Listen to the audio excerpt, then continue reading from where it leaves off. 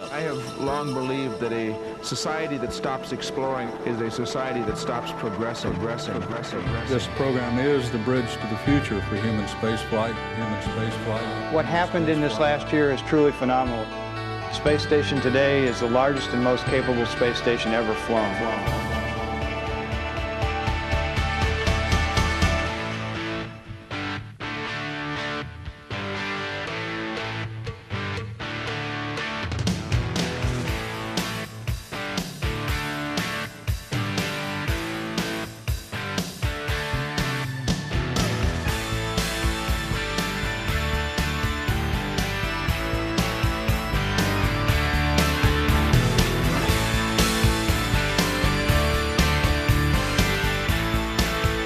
Liftoff of the Soyuz rocket, beginning the first expedition to the International Space Station and setting the stage for permanent human presence in space. Human presence in space. Human presence in space. Presence in space. In space.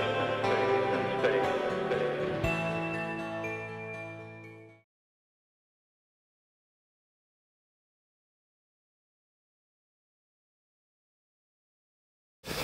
Merci pour cette invitation. Bonsoir à tous. Donc je propose de continuer un petit peu cette exploration de la notion de complexité en biologie à travers l'exemple des comportements collectifs chez les insectes sociaux. Alors ces insectes sociaux sont des systèmes en fait, qui sont particulièrement intéressants pour aborder le problème de la complexité en biologie, dès lors qu'on cherche à comprendre en fait, comment les propriétés d'un système émergent de la dynamique entre les éléments constitutifs. Et bien ces insectes sociaux, ils sont constitués pour la plupart en fait, d'un grand nombre d'individus qui peut atteindre plusieurs millions dans certaines espèces. Ces individus interagissent les uns avec les autres, produisent des comportements collectifs, des structures qui sont parfois extrêmement sophistiquées. Et ces systèmes sont particulièrement intéressants parce qu'on peut analyser parallèlement ce qui se passe en fait aux deux échelles de phénomènes, à l'échelle de l'individu et à l'échelle du collectif, et ceci de manière relativement simple. Et puis ces insectes sociaux, ils possèdent en plus une autre particularité qui est en fait de développer une forme d'intelligence collective, c'est-à-dire que les individus qui composent ces sociétés sont capables de traiter collectivement de l'information pour ensuite coordonner leurs actions et résoudre tout un ensemble de problèmes, souvent assez complexes, auxquels ils sont confrontés quotidiennement, des problèmes qu'aucun insecte pris individuellement n'est capable de résoudre, d'où l'expression d'intelligence collective. Alors ces insectes sociaux, eh bien, qui vivent en société, ces insectes qui vivent en société, bon, vous les connaissez tous plus ou moins, il s'agit essentiellement des fourmis et des termites, et puis d'un petit nombre d'abeilles et de guêpes. Il existe environ 20 000 espèces d'abeilles et plus de 100 000 espèces de guêpes, mais seul un tout petit nombre de ces espèces sont sociales, toutes les autres sont solitaires, alors qu'au contraire, les 14 000 espèces de fourmis et les 2 000 espèces de termites qui sont actuellement connues sont sociales. Et puis ces insectes sociaux, ils ont trois caractéristiques essentielles. Tout d'abord, les individus d'une colonie coopèrent à l'élevage des jeunes. Ensuite, il existe une division du travail, une spécialisation des rôles, notamment celui qui est lié à la reproduction, avec une reine ou quelques individus qui remplissent cette fonction, donc qui pondent des œufs. Et puis d'autres individus plus ou moins stériles, qu'on appelle ouvrières, qui vont s'occuper de toutes les autres tâches dans la colonie, le soin en couvain, la récolte de nourriture, la construction du nid ou la défense de la colonie. Et enfin, troisième caractéristique, il y a chez ces espèces un chevauchement entre les générations, ce qui fait que les enfants vont pouvoir aider leurs parents et contribuer avec eux au développement de la colonie. Alors, les comportements collectifs des insectes sociaux, eh bien, ils ont pendant très longtemps fasciné et émerveillé les naturalistes. Tout se passe en effet comme si chaque colonie se comportait comme un seul et même individu. On parle même parfois de super-organismes. Et tout se passe comme s'il existait donc au sein de ces sociétés une sorte de force mystérieuse capable de coordonner les activités de milliers d'individus. Et c'est cette force mystérieuse que le poète belge Maurice Maeterlinck a appelé au début du XXe siècle l'esprit de la ruche. Et c'est encore la même idée que vous retrouvez de nos jours dans des ouvrages d'auteurs à succès comme Michael Crichton, qui imagine dans son roman La Proie des essaims de nanorobots dont le comportement reproduit celui des insectes sociaux et qui sont capables d'anticiper collectivement des événements et de prendre des décisions complexes.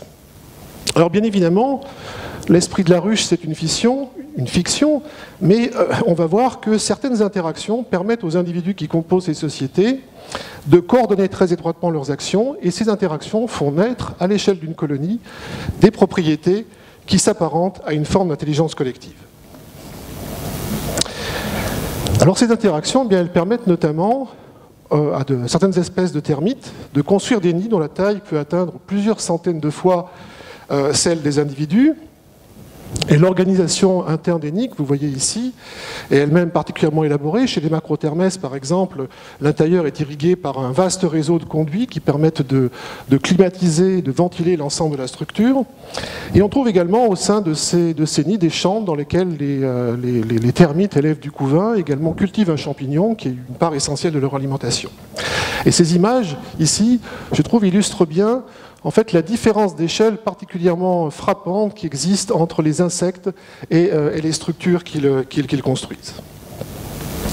Alors chez d'autres espèces, on atteint même des sommets dans la complexité et le raffinement architectural. Vous avez ici un nid construit par une espèce qu'on trouve en Afrique centrale. Et le nid de cette espèce ressemble extérieurement à une petite poterie. Ces nids sont construits sous terre, environ 30 à 60 cm de profondeur. Et ils présentent sur leur surface externe, vous voyez ici, toute une série de microstructures, en fait, qui s'ouvrent ensuite sur des corridors qui sont logés dans la coque du nid. Et toutes ces structures interviennent dans la régulation des niveaux d'oxygène et de gaz carbonique au sein du nid.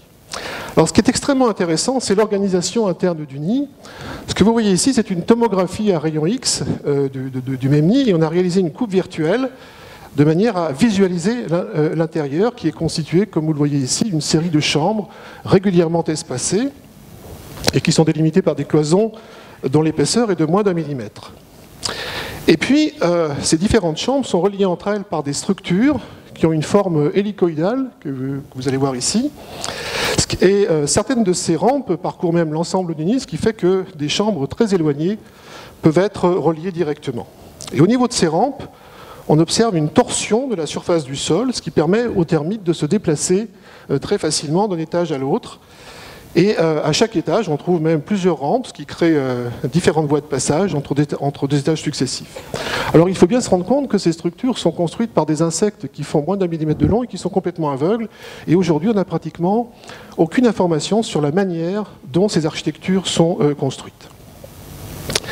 Alors il existe également de très nombreuses situations comme celle-ci dans lesquelles les insectes doivent combiner leurs efforts pour réaliser une tâche. Il existe là aussi des formes d'interaction assez simples qui permettent aux insectes de coopérer. Vous avez ici un exemple typique de coopération entre fourmis qui leur permet d'extraire une bûchette qui obstrue l'entrée du nid. Certaines fourmis, vous voyez, soulèvent la bûchette en même temps que d'autres glissent leur tête dans l'interstice pour empêcher la bûchette de retomber. Et en combinant leurs efforts, les fourmis arrivent finalement à extraire complètement la bûchette du trou. Et il existe chez les insectes sociaux de très nombreux autres exemples de tâches qui impliquent la coopération entre les individus, comme par exemple le transport de proies, de grosses proies chez les fourmis légionnaires, ou également la formation de chaînes de traction. Ici, ce sont des fourmis tisserandes, des chaînes de traction qui sont impliquées dans la construction du nid. Et les insectes sociaux sont également bien connus pour prendre collectivement des décisions quand ils sont confrontés à des choix. Il peut arriver par exemple qu'une colonie découvre simultanément plusieurs sources de nourriture de qualités différentes. Il se peut également que pour rejoindre une source, les insectes puissent emprunter différentes voies, différents chemins de longueurs différentes. Et dans toutes ces situations, il existe des processus qui permettent à ces colonies de faire un choix, de sélectionner la source la plus riche ou le chemin le plus court, ou encore, comme chez les abeilles, d'adapter le nombre de récolteuses qui visitent les différentes sources en fonction de la qualité, de la nature des sources qui sont visitées, donc à un instant donné. Et enfin, ce qui fait l'origine, ce qui est à l'origine du succès écologique des insectes sociaux, c'est la présence d'une division du travail qui se caractérise par le fait que des activités différentes sont prises en charge par des groupes d'individus spécialisés. La manifestation la plus visible de cette division du travail, c'est l'existence de castes qui désignent en fait les différentes catégories d'individus qu'on rencontre dans la société. Et dans certains cas, comme vous voyez ici, en fait, cette division du travail peut être poussée à l'extrême avec des groupes d'individus dont la morphologie est étroitement relié aux tâches qu'ils exécutent, comme par exemple, donc ici ce sont des ouvrières qui se servent de leur tête tronquée comme une sorte de...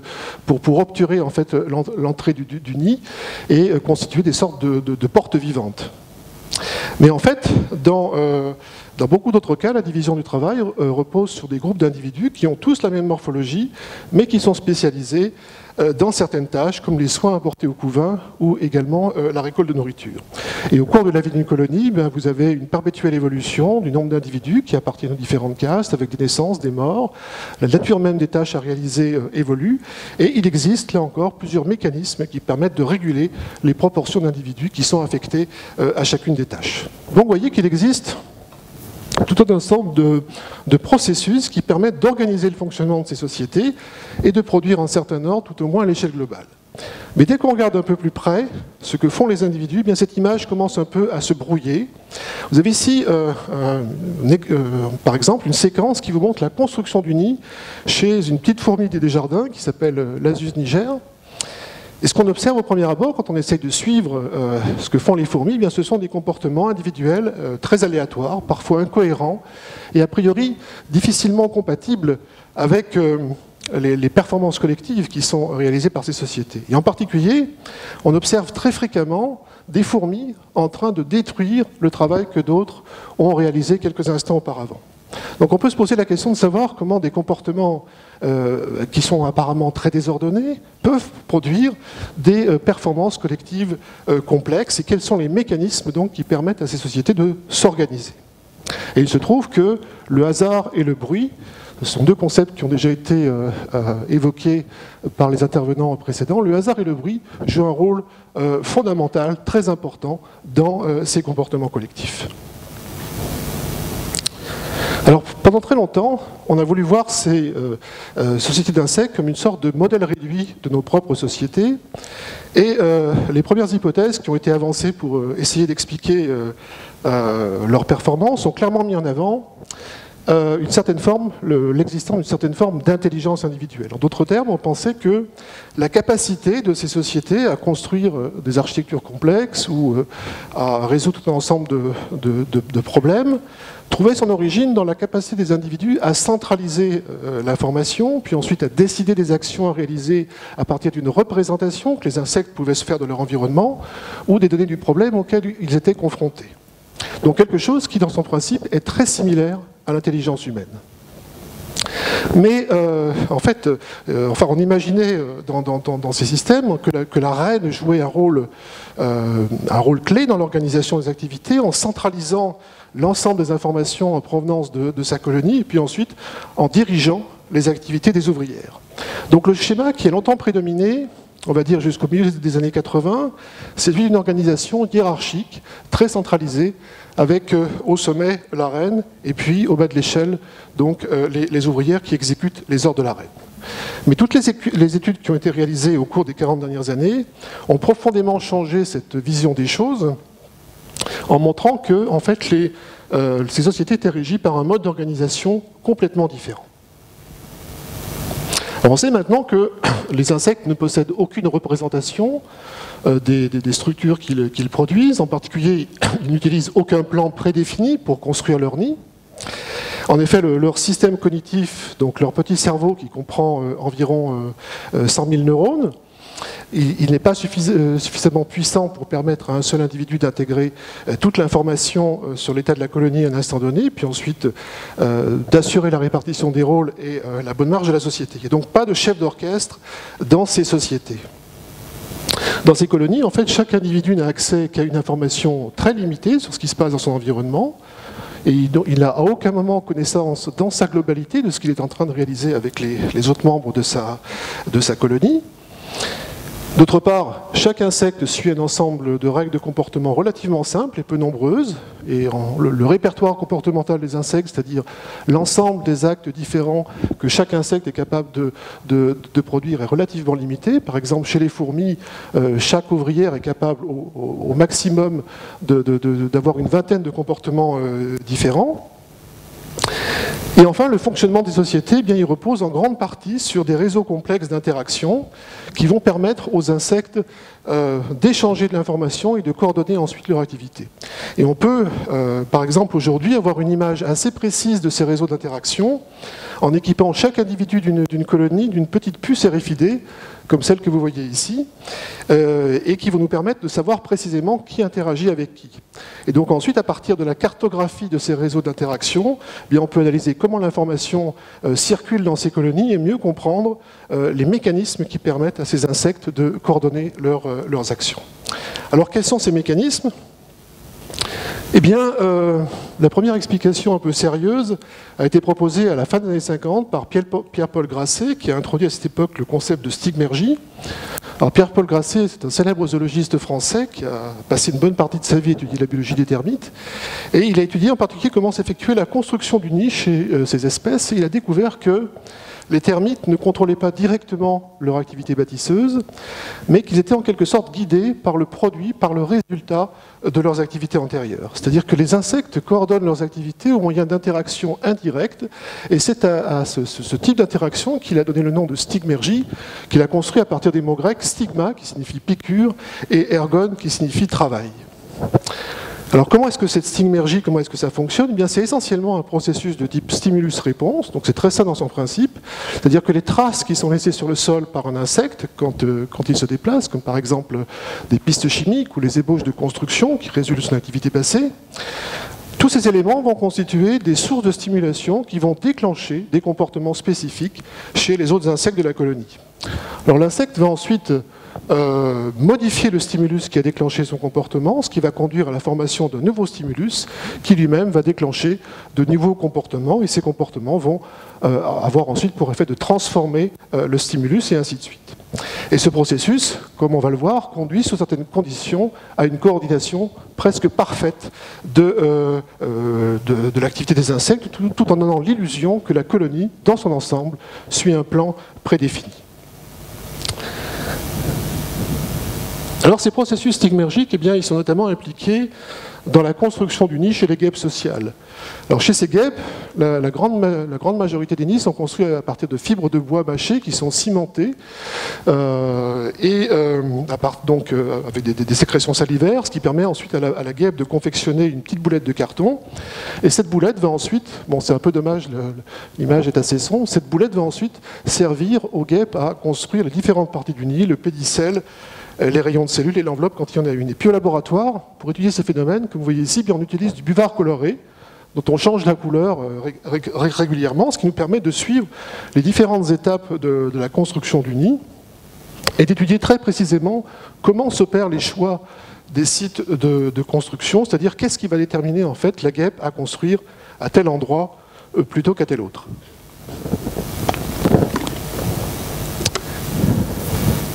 Alors, par exemple, chez les polistes qui vivent dans le sud de la France, le processus débute par la construction d'un pédicelle, qui est une sorte d'attache qui permet de connecter le futur nid au substrat externe. Puis ensuite, une première cellule est construite dans le prolongement de ce pédicelle.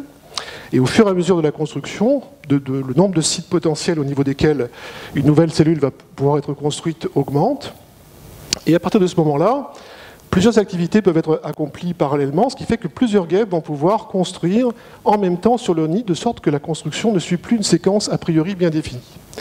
Et l'organisation de la construction s'opère alors de manière complètement distribuée, et l'activité des guêpes est en quelque sorte dictée par les configurations spatiales de cellules qu'elles vont pouvoir détecter au moyen de leurs antennes. Donc c'est donc l'architecture elle-même qui va coordonner progressivement et indirectement l'activité de la construction.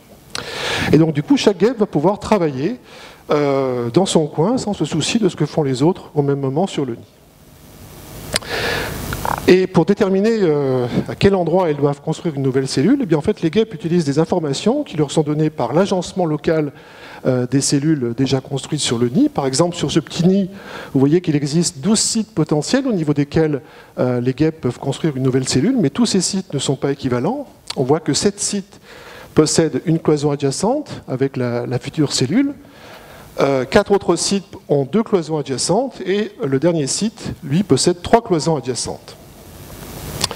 Or, ces différents sites, eh bien, ils ne sont pas tous choisis de la même manière par les guêpes. Ce qu'on observe, c'est qu'elles préfèrent construire une nouvelle cellule au niveau des sites qui possèdent le plus grand nombre de cloisons adjacentes. Donc plus le nombre de cloisons au niveau d'un site est important, plus la probabilité qu'une guêpe construise une nouvelle cellule au niveau de ce site est élevée. Alors ensuite, pour étudier les conséquences de l'application de ces règles de construction sur la forme unie, on va utiliser des programmes informatiques qui vont nous permettre de modéliser et de simuler le comportement de ces guêpes. Et dans ces programmes, en fait, les guêpes sont représentées par des petits automates suivent un ensemble de règles de construction qui leur sont communes, un peu comme en quelque sorte calquées sur celui des guêpes. Au cours de leur déplacement sur naturel, ils vont percevoir chacune de ces configurations n'a qu'une perception très locale. Et certaines de ces configurations vont déclencher la construction d'une nouvelle cellule à l'endroit qui est occupé par la guêpe. Vous avez ici une représentation, par exemple, des règles de construction qui interviennent chez les polices dans la construction de leur nid. Mais comme l'observation nous l'a montré, en fait, chaque guêpe n'exécute pas systématiquement ces règles. Quand elle détecte les configurations de cellules, il y a là encore une part de hasard, et on peut utiliser dans le modèle, donc du coup, les valeurs de probabilité qu'on a mesurées expérimentalement et qui sont associées à chacune de ces configurations. Par exemple, ici, quand une guêpe perçoit cette configuration de cellules, elle ne construit une nouvelle cellule que dans 5 cas sur 100. Alors ensuite, la simulation du modèle nous permet de vérifier que ces règles reproduisent effectivement la forme compacte des nids de polistes. On voit que ces règles de construction conduisent à la formation d'un plateau de cellules qui se développe de manière plus ou moins homogène à partir d'un pédicelle central. Et par contre, quand on va changer les valeurs des probabilités qui sont associées à chacune des configurations qui stimulent la construction, eh bien on voit qu'on obtient des structures qui sont beaucoup plus irrégulières avec de nombreux lobes. En fait, ce sont des structures qui ressemblent aux nids qui sont construits par d'autres espèces de polices qui vivent très loin d'ici, dans le sud-est asiatique.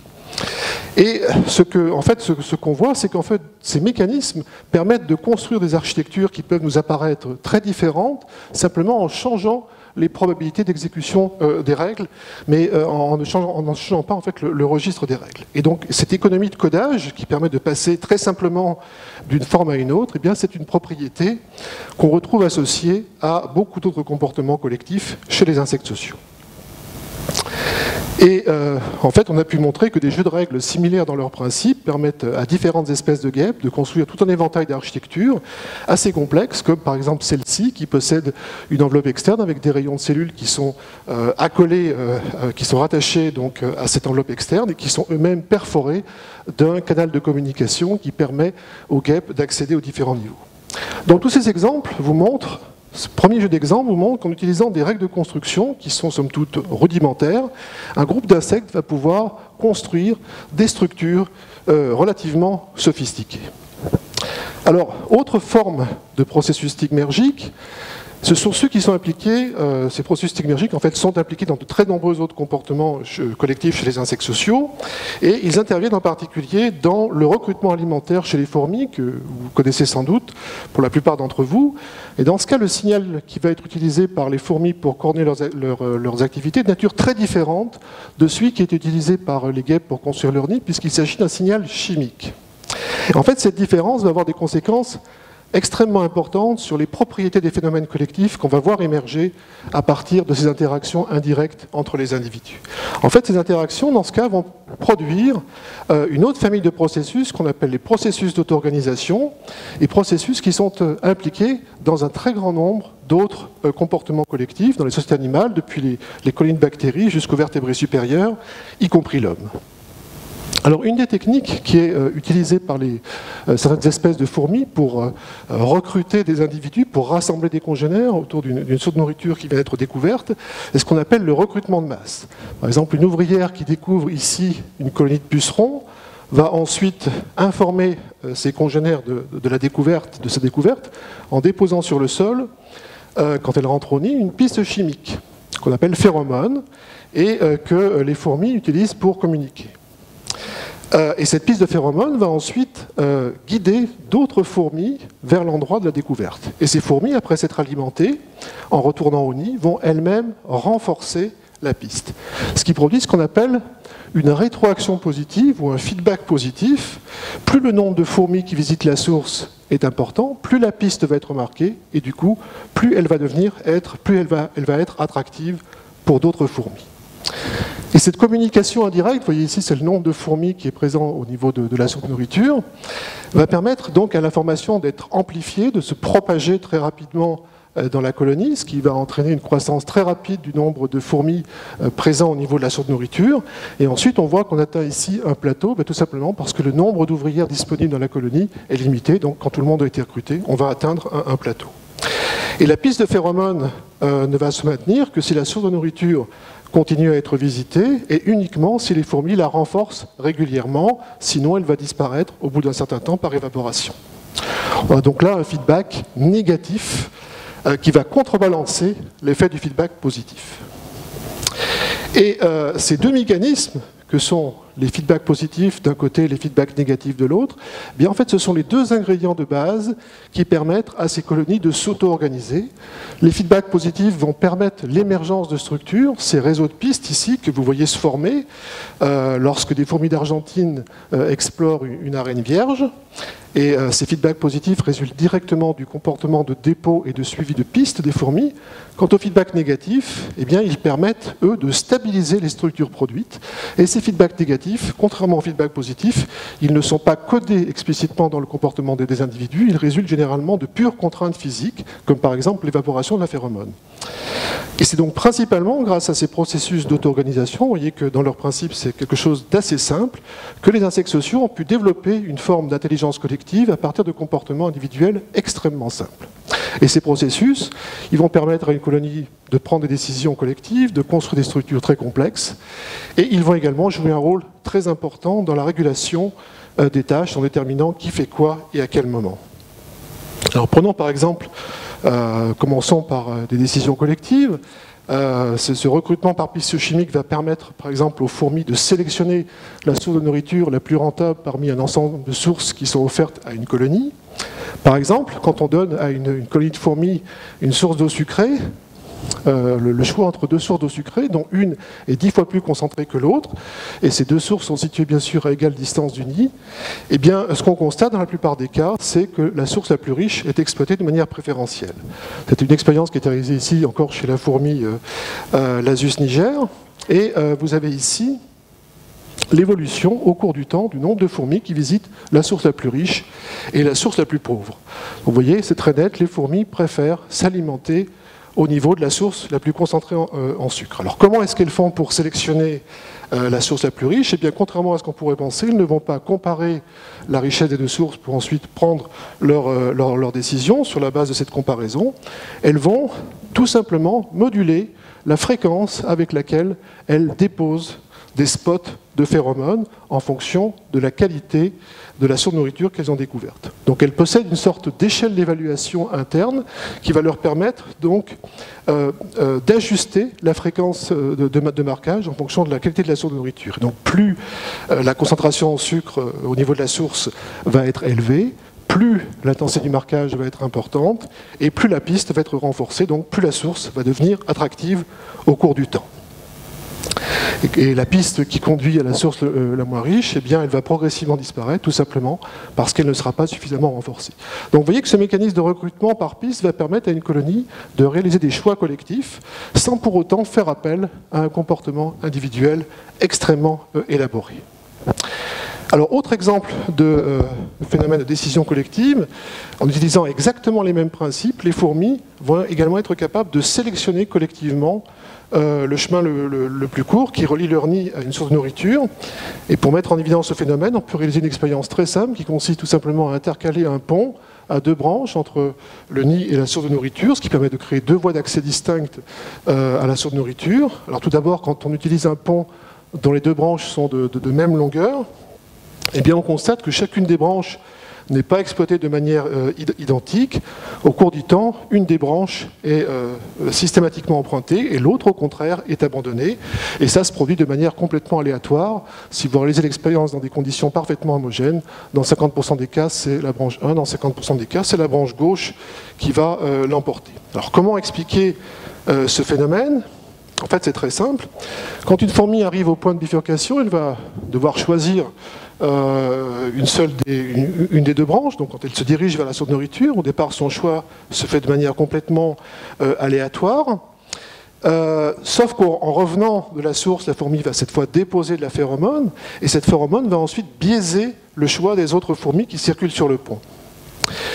Et au cours du temps, et c'est là que le hasard encore intervient, on va avoir de petites fluctuations de densité de phéromones qui vont faire que, qui vont entraîner en fait un nombre un tout petit peu plus important de fourmis à choisir la branche où la concentration en phéromones est la plus élevée. Et je dis rôle très important du hasard, puisqu'au départ, rien ne détermine les fourmis à choisir une branche plutôt que l'autre. Et ce processus va lui-même se renforcer, puisque les fourmis, en rentrant, vont renforcer encore davantage la branche la plus marquée. Et dans le même temps, la phéromone sur l'autre branche va progressivement s'évaporer. Finalement, tout le trafic va se concentrer sur une seule des deux branches. Donc en fait, on peut considérer qu'une grande partie des choix collectifs chez les insectes sociaux constitue une forme de sélection naturelle de l'information. En fait, c'est l'information qui réussit à être amplifiée le plus rapidement qui l'emporte, et ce qui a pour effet ici de concentrer tout le trafic sur une seule des deux branches en compétition. Et cette vitesse de croissance de l'information, elle va également dépendre d'autres facteurs, comme par exemple des contraintes physiques. Et en particulier, donc, si on refait cette fois la même expérience, mais avec un pont dont les deux branches ne sont pas de même longueur, eh bien, on constate dans la plupart des cas que la colonie sélectionne le chemin le plus court vers la source de nourriture. En fait, ces résultats s'expliquent très simplement.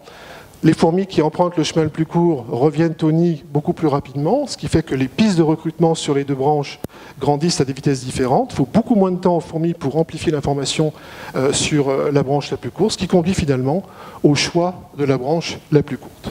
Alors cet exemple montre le rôle déterminant que jouent les contraintes physiques de l'environnement, ces effets de prise de décision collective qu'on observe au niveau de la colonie. Alors ces processus d'auto-organisation, eh bien, ils interviennent également dans les activités de construction, dans la gestion des déchets et dans la formation des cimetières chez les fourmis. C'est un comportement qu'on observe chez de très nombreuses espèces.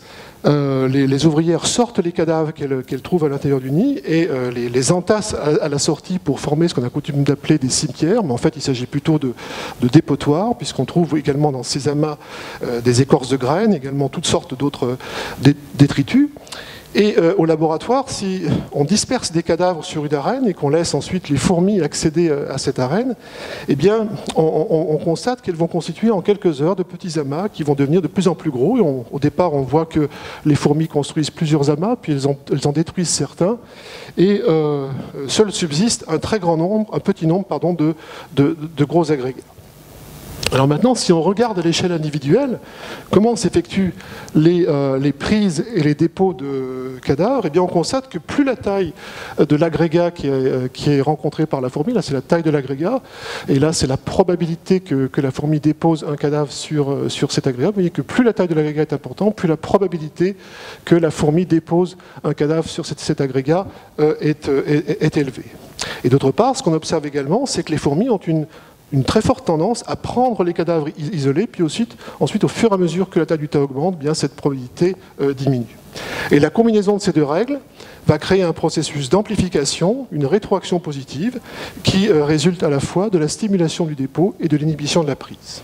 Donc on a là un processus qui est, dans son principe, tout à fait similaire à celui qui intervient dans la formation des pistes de recrutement. Sauf qu'ici, le feedback négatif, eh bien, il est produit par la réserve de cadavres encore disponibles dans l'arène, et quand cette réserve est épuisée, eh bien, il n'en reste plus aux fourmis pour construire de nouveaux tas. Et on va retrouver des comportements très similaires dans la construction du nid, sauf qu'ici, au lieu de déplacer et d'agréger des cadavres, les fourmis déplacent et agrègent des boulettes de terre, mais la logique reste exactement la même. C'est ce qu'on a pu vérifier en étudiant l'activité de construction, toujours chez la fourmi Lasius niger. Donc pour cela, on utilise un dispositif, là encore, on ne voit pas très bien, mais c'est une petite boîte de pétri dans laquelle on a placé une fine couche de sable humidifié, et puis on laisse les fourmis accéder à ce dispositif qu'on éclaire en permanence, ce qui va les stimuler en fait à construire. Elles vont essayer de se construire un abri pour se protéger de la lumière. Et comme la quantité de terre disponible est limitée, eh bien le processus s'arrête juste après les toutes premières étapes de la construction du nid qui conduisent, comme vous le voyez ici, à la formation de piliers et de murs régulièrement espacés.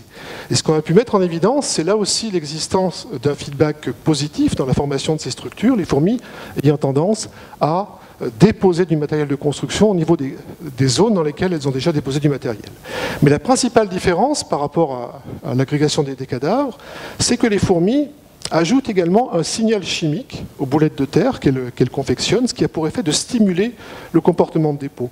Et plus la quantité de phéromones présente dans ces boulettes déjà déposées à un endroit est importante, plus les fourmis vont être incitées à déposer de nouvelles boulettes au même endroit. Donc, par contre, cette phéromone, on a pu vérifier, n'a aucun effet sur le comportement de prise qui demeure constante, quelle que soit l'intensité du marquage. Alors, ce que les expériences nous ont également montré, c'est que donc, les fourmis entassent leurs petites boulettes, forment des piliers, et puis lorsque les piliers commencent à atteindre une certaine hauteur, eh bien, elles commencent à construire des extensions latérales au-dessus de ces piliers, et pour déterminer la hauteur à partir de laquelle elles vont construire ces extensions latérales, eh bien, elles utilisent tout simplement leur corps comme une sorte de gabarit. Et ces dépôts latéraux vont ensuite constituer des chapiteaux au-dessus des piliers qui vont s'étendre progressivement et réaliser l'ébauche d'un toit. Alors ensuite, on a pu modéliser ces processus de construction et on a pu montrer que ces trois règles simples conduisent effectivement à la formation de piliers et de murs régulièrement espacés, puis de chapiteaux au-dessus de ces piliers dont la forme est assez similaire à celle qu'on observe dans les expériences. Vous avez ici un zoom sur une simulation de ce modèle. Donc les fourmis sont ces petits cubes rouges qui se déplacent de manière aléatoire et donc qui prélèvent des petites boulettes de terre sur le sol. Ensuite, par hasard, quand la quantité de boulettes à un endroit est suffisamment élevée, ces zones deviennent des germes à partir duquel les fourmis commencent à construire des piliers grâce au feedback positif qui est introduit par la phéromone de construction, donc qui stimule le dépôt. Et par la suite, quand la taille de ces piliers devient suffisamment importante, eh bien, vous voyez que les fourmis commencent à réaliser des dépôts en hauteur et cela augmente très rapidement la surface sur laquelle elles peuvent ensuite déposer de nouvelles boulettes. Et à la fin, on obtient ces structures globulaires massives en forme de chapiteaux qui surplombent les piliers. Et puis quand deux chapiteaux sont suffisamment proches l'un de l'autre, eh bien, ils peuvent fusionner, ce qui constitue un passage voûté et qu'on observe également dans les expériences. Alors si on regarde la forme maintenant des structures produites à grande échelle, eh bien, on voit qu'elles sont très similaires à celles obtenues dans les expériences. Alors on avait ici, dans ces expériences, volontairement limité la quantité de terre disponible, ce qui stoppait automatiquement le processus juste après les toutes premières étapes de la construction du nid. Maintenant, si on fournit une quantité de matériel beaucoup plus importante, quel va être l'impact sur les structures produites par les fourmis ? Eh bien, ce que nous montre le modèle, c'est que dans cette condition, on voit très rapidement apparaître un plafond qui résulte de la fusion progressive des chapiteaux. Et une fois que ce plafond est construit, les fourmis vont ensuite construire de nouveaux piliers, de nouveaux murs qui vont progressivement constituer de nouveaux étages dans la structure. Mais surtout, ce qui est très frappant, c'est le remodelage permanent de cette structure. Vous voyez que si la forme du nid reste globalement la même au cours du temps, eh bien on voit qu'elle est en permanence détruite et reconstruite, si bien qu'on a l'impression que toute la structure est parcourue par des trains d'ondes qui en fait correspondent simplement au déplacement progressif de l'ensemble des niveaux du sommet vers la base de la structure. Et ce phénomène de remodelage résulte tout simplement du fait que les fourmis grignotent en permanence le sol sur lequel elles se déplacent. Et ce phénomène de remodelage, eh bien, il est assez proche également de ce qu'on a pu observer dans les expériences, qui nous avaient un peu étonnés au premier abord. Vous avez ici un gros plan sur une partie du dispositif. Peut-être que si on éteint la lumière, peut-être vous verrez un peu mieux. Donc vous voyez que dans cette zone, on voit très clairement l'activité de remodelage incessante des fourmis. Donc les fourmis détruisent certaines parties du nid, elles reconstruisent de nouvelles structures. Donc les nids qui sont construits par les fourmis, mais c'est également valable pour les termites, en fait ce ne sont pas des structures figées. Alors quelle est la fonctionnalité de ces comportements ? Eh bien, on pense actuellement qu'ils jouent un rôle déterminant pour adapter notamment la structure du nid quand la taille de la population augmente. Et ces comportements vont aussi permettre aux fourmis de construire des structures relativement complexes, notamment dans les zones de connexion entre les différents niveaux du nid. On observe en effet que dans ces zones de connexion, il existe une continuité entre le plancher d'un niveau et celui du niveau au-dessous. Et maintenant, si on regarde un peu plus près ces zones de connexion, eh bien, on peut constater qu'elles ont une forme hélicoïdale. Et certaines de ces hélices traversent même l'ensemble de la structure. Alors c'est d'autant plus intéressant que ces rampes spiralées ne sont clairement pas codées dans les trois règles de comportement qu'on a implémentées. Elles émergent tout simplement de la dynamique de remodelage du nid. Et c'est intéressant aussi parce que, vous vous rappelez, ce sont exactement les mêmes structures qu'on a pu observer dans les nids de termites. Donc vous voyez que ces processus d'auto-organisation permettent à une colonie de produire des structures complexes, d'accord, dont la forme va également pouvoir changer en fonction des conditions de l'environnement, tout en conservant pourtant exactement les mêmes comportements individuels. Donc je vais passer ce que j'avais prévu de vous raconter, je vais directement aller à la conclusion, puisque le temps passe.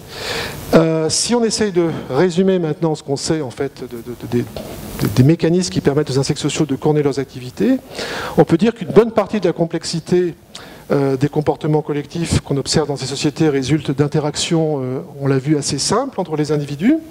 Au cours de ces interactions, les insectes échangent de l'information, et ces informations permettent ensuite au groupe de construire des réponses qui dépassent largement les capacités propres à chacun de ces individus. Pardon. Pas que c'est la fin. Et ce qu'on a vu aussi, en fait, c'est qu'il ne s'agissait pas de n'importe quel type d'interaction, puisque les signaux échangés entre ces insectes ont essentiellement un effet activateur ou inhibiteur.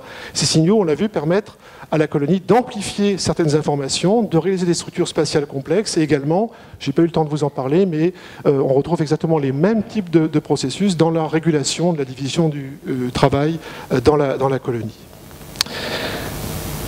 Alors, ce que tous ces exemples mettent également en évidence, c'est une des caractéristiques essentielles des processus d'auto-organisation, c'est non seulement donc de permettre l'émergence de propriétés nouvelles à partir de comportements, on l'a vu, extrêmement simples, mais avant tout ces processus permettent justement de réaliser une économie, une réelle économie de codage, des mécanismes qui, au niveau individuel, doivent être implémentés pour permettre l'émergence de ces propriétés. Et donc toute la puissance de ces processus d'auto-organisation, c'est justement de pouvoir permettre de pouvoir créer de la complexité tout en économisant la quantité d'information qui doit être codée dans les gènes pour pouvoir produire cette complexité.